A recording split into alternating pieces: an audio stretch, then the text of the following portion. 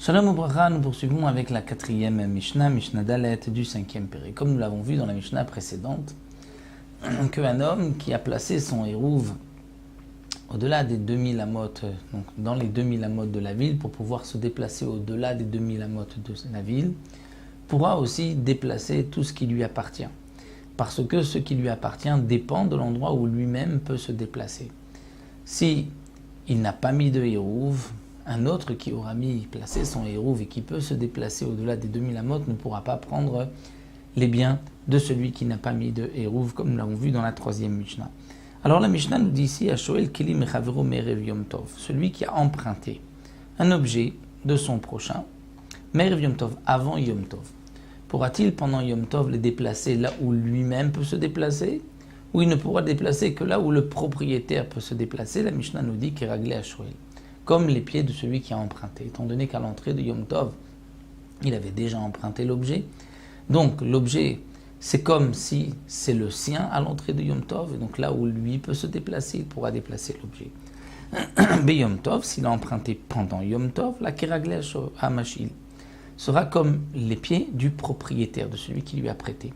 Si le propriétaire n'a pas mis de hérouve, même si celui qui a emprunté a placé un hérouve, il peut se déplacer au-delà des 2000 amot, il ne pourra pas déplacer l'objet, parce qu'à l'entrée de Shabbat, il n'était pas sous sa responsabilité, ce n'était pas le sien, on ne peut pas considérer que c'est son objet, bien qu'il l'a emprunté pendant Shabbat. Un autre din, Aïcha, Shesha'ala Mechaverta, une femme qui a emprunté de son ami, de sa voisine, Tavlin, des épices pour cuisiner Yom Tov, maïm de l'eau, pour faire une pâte de pain, ou melach, du sel, les isata pour sa pâte, are elu kiragle shteem. Là, il y a un din assez particulier, c'est qu'on ne pourra déplacer la pâte, le pain, la marmite, que là où les deux femmes peuvent se déplacer. Pourquoi? Parce que comme ça a été emprunté pendant Yom Tov, donc on peut dire que les épices ou l'eau, le sel, ne pourront être déplacés que là où leur propriétaire pouvait se déplacer. Mais comme le reste de la marmite appartient à cette voisine qui a emprunté, donc on ne pourra déplacer le tout que là où les deux femmes peuvent se déplacer. Donc si une des deux a fait un hérouve, on ne pourra pas déplacer au-delà des 2000 amot la marmite, parce qu'il y a un mélange de deux propriétaires dans la marmite ou dans la pâte. Ça, c'est ce que donc la Mishnah nous enseigne. Mais Rabbi Yehuda n'est pas d'accord. Rabbi Yehuda poter bamaim, mipnei shen baem mamash. Rabbi Yehuda dit, dans le cas de l'eau, on ne tient pas compte du propriétaire de l'eau. Pourquoi?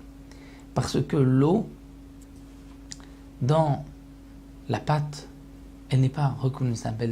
Elle a formé la pâte, formé le pain, mais on ne voit plus l'eau. De même, si on a pris de l'eau pour la marmite, nous dit le Barthénora, et qu'il s'agit d'un plat qui est épais à l'intérieur, on ne voit pas l'eau. Puisqu'on ne voit pas l'eau, on ne doit pas non plus, dit Rabbi Yehuda, tenir compte du propriétaire de l'eau. Donc on ne tiendra compte que du propriétaire de la pâte, que du propriétaire de la marmite, mais on ne tiendra pas compte du propriétaire de l'eau.